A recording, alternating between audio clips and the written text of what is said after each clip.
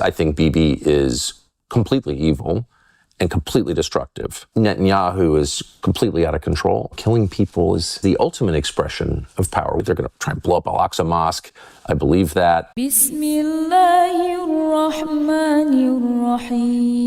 My name is Joshua and I'm 19 years old and I reverted to Islam 2 years ago, alhamdulillah. Did you know if you teach a revert like me how to pray Salah, you get the reward every single time I pray? Every time I wake up for Fajr, Dhuhr, Asr, Maghrib and Isha, you get the reward. But have you ever thought about who teaches a revert's children how to pray? The reverts, of course. And you keep getting the reward for generations. Donate now and help 10 reverts. Learn Salah for just £100. Assalamu alaikum, brothers and sisters. If you're watching this video and it's Salah time, please pause it and go pray and come back when you're done. Please check out the description section of this video to support the channel. I just saw a podcast featuring Tucker Carlson, where he was the interviewee instead of the interviewer for a change. And credit to the European journalist who conducted the interview for asking Tucker some great questions, in particular about the Israeli occupation of the American government and the Iraq war. Tucker, in response, did not hold back and unleashed a scathing attack on Israeli Prime Minister Benjamin Netanyahu, calling him out for being the demonic war criminal that he is. Let's watch the clip. I don't like Bibi. I think he's deranged. Netanyahu is really hurting the United States and the world.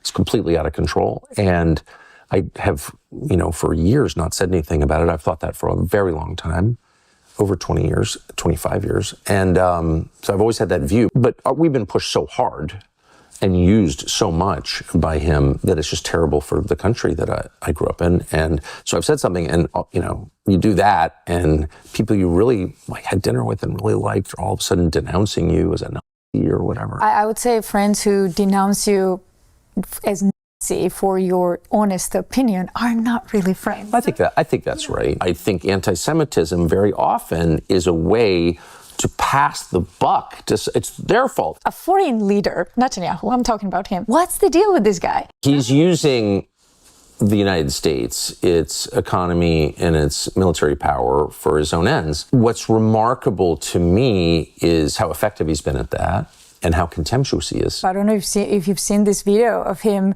He asked the journalist to turn off the camera, and the journalist kind of, left it running, and he goes, 80% of Americans, this is an old one, 80% of Americans support us. It's absurd. So he's also surprised. I think that's right. And he has real contempt for the United States and for Christianity 100%. Especially. But the fact that we're supporting him and his government to the extent that we are, floating the whole thing to the tune of many, many billions, it's not $3 billion a year, it's tens of billions a year. Yes, I think Bibi is completely evil and completely destructive. And he's hurting the United States, and he's destroying his own country, and I think he imperils the world. Okay, so I think that clearly they're going to try and blow up Al-Aqsa Mosque. I believe that, on the Temple Mount to build a third temple, and then you've got global war. So, he's a threat. There's no question. I am way more angry at my leaders than I am at Netanyahu. It's not even close. I don't want to even think about it. I'm not interested. I'm very interested in how American leaders could betray their own country. That enrages me because they've betrayed their most basic commitment, which is to our country above all others. The real blame lies with us. Why are we allowing this? Why is that? The U.S. is so gung-ho on war. When I see a veteran from Iraq, I have a hard time telling him, thank you for your service. For what service? For attacking a country? On a lie? It's not his fault. I get it. It might be more appropriate to apologize. Especially if you're me, who advocated for that war. Why the drive to war always? And the answer is, of course, that it makes you feel powerful. It's the ultimate, killing people is the ultimate expression of power. We can't create life, but we can end it. I get to kill people, and they love it. And I've certainly been around it a lot, of leaders who make these decisions talking about it in private. I've definitely seen this. And they all kind of get a charge out of it. And there's massive punishment for that. For the person who makes it. Ultimately, there's massive punishment for that, for the person who makes the decision, but also for his people.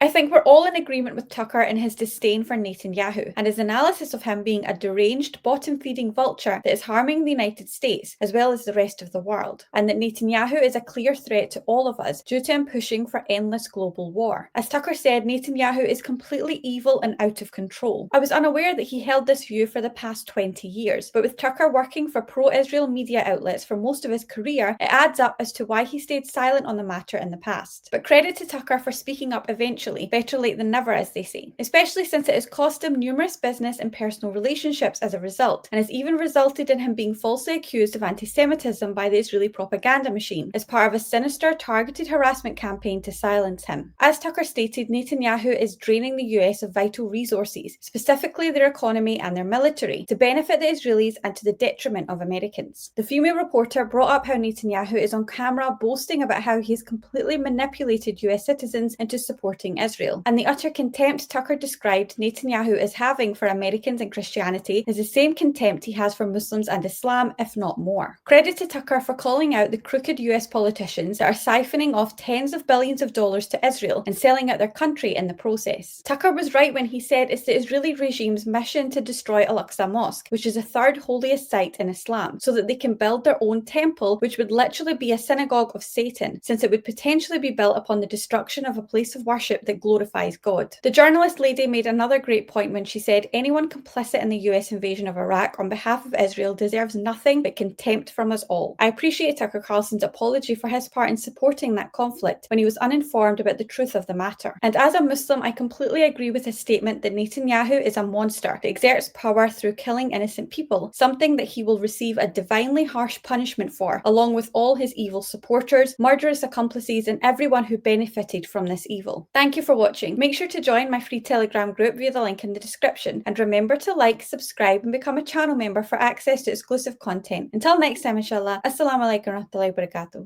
Allahu Akbar, Allahu Akbar,